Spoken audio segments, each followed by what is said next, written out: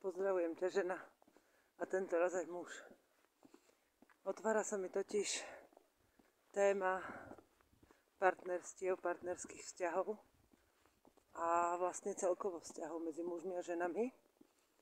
A dnes sa mi ju podarilo tak čisto a jasne sformulovať, že verím, že to takisto dokážem odovzdať aj tebe.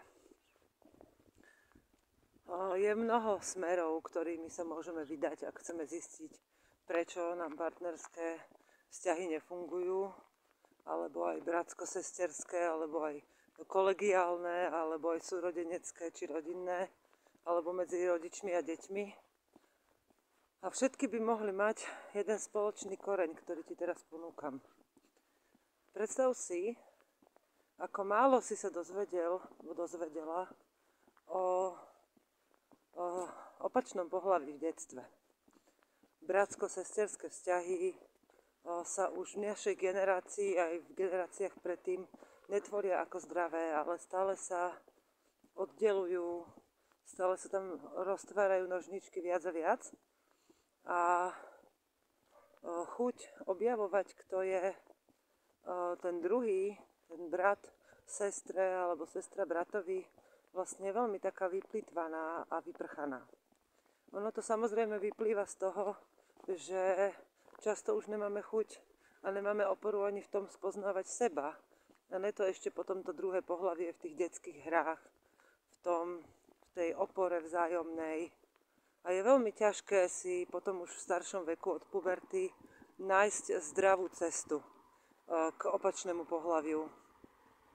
V takej obyčajnej bratsko-sesterskej kvalite. Skúsi predstaviť, že by si vlastne ranné detstvo nezažíval v škôlke, kde už vlastne všetko vedú ženy, ale v priestore, kde zdraví dospelí muži aj ženy tvoria a nechávajú deti ich vlastnému tempu, ich vlastným hrám, ich vlastnej sile, kde im neurčujú pravidlá, kde im vlastne dovolia zažívať všetko, pobiť sa, zahrať sa, deliť sa, nedeliť sa,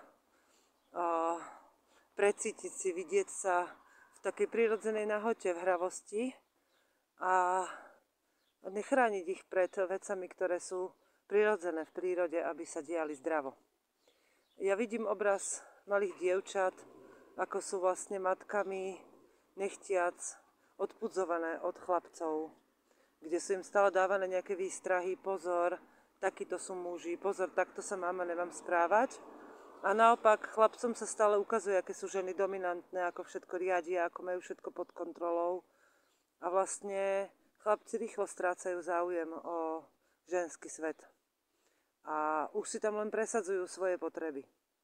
A teraz ako dospievajú chlapci a dievčatá, tak vlastne im chýba taký prirodzený ťah a zvedavosť a bezpečie v tom, že sa môžu v tom svete opačného pohlavia uvoľniť a byť tam sami sebou. A to je také obyčajné hravé sesterstvo a bratstvo, kedy toto potrebujeme dostať naspäť. Ja už niekoľko rokov zažívam uvedomenie, že nie každý muž musí byť buď partner alebo cudzí. Že vlastne muži môžu byť bratia, kamaráti a že tie vzťahy môžu byť hlboké. Ja som kedysi počúvala alebo čítala vlastne také príspevky o tom, že či môže medzi mužom a ženou byť priateľstvo, a to je práve to, čo sa nám udialo v našej generácii. Nám to nedovolili. Nedovolili a neumožnili nám žiť plnohodnotné priateľstva, pretože už v tom vzťahu otec-matka, kedy tamto priateľstvo má byť neuveriteľne hlboké, aby z neho mohol vyrásť živý a tvorivý partnerský vzťah, tak už tam sme vnímali veľký rozpor. A z toho rozporu sme čerpali informácie pre to, aké vzťahy budeme od malička tvoriť s opačným pohlavím. Že buď to bolo o sile a slabosti, o nerovnováhe, o neúctivosti, o nevnímavosti, o tupelosti, o takomto nezdravom nastavení, ktoré naše vzťahy zdeformovalo. A z toho vlastne potom my čerpáme, že keď vojdeme do akéhokoľvek vzťahu, stanú sa dve veci. Jedna, hľadáme v ňom to, čo sme do života nedostali v tom neprirodzenom svete.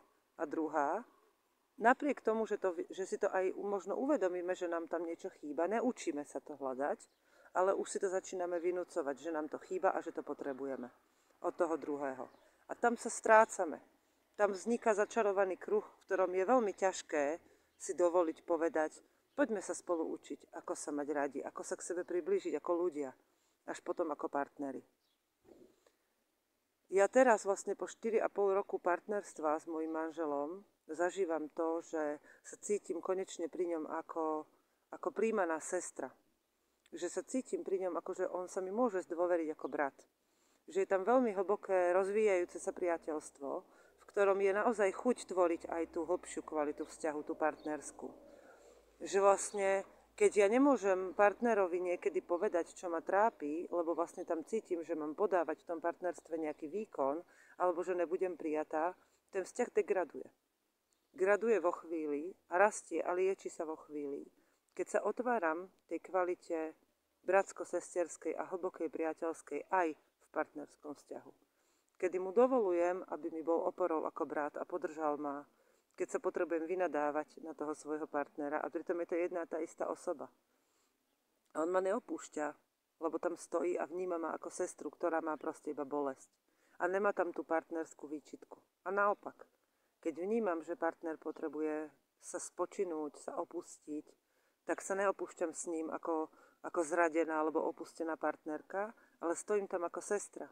V plnej sile preňho, podporím ho, aj mu vynadám, že urobil hlúposť, dám mu tam vhľad.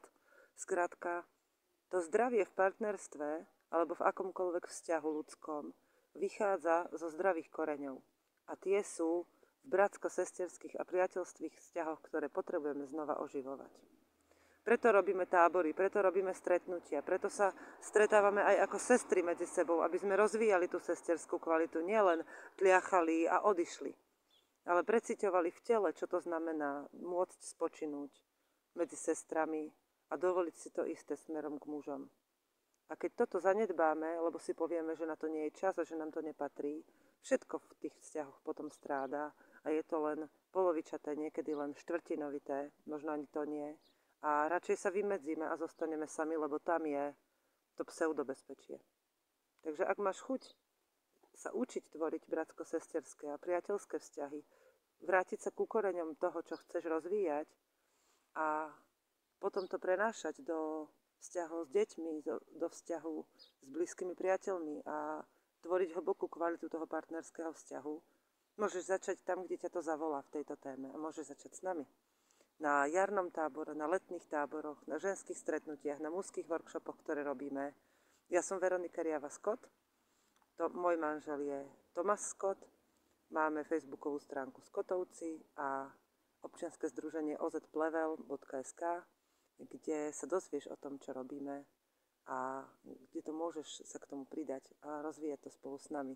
A zažiť to, čo sme objavili my, priniesť seba s tým, čo si už objavil alebo objavila ty, a môžeme to spolu zdieľať a podporovať sa v tom. A nemusí to stať Mailand a nemusíme na to sa vysilovať, ale práve naopak vyživovať a podporovať sa. Pozdravujem ťa, užívaj si život a keď ťa ťahá ku dnu, neostaň v tom sama alebo sám.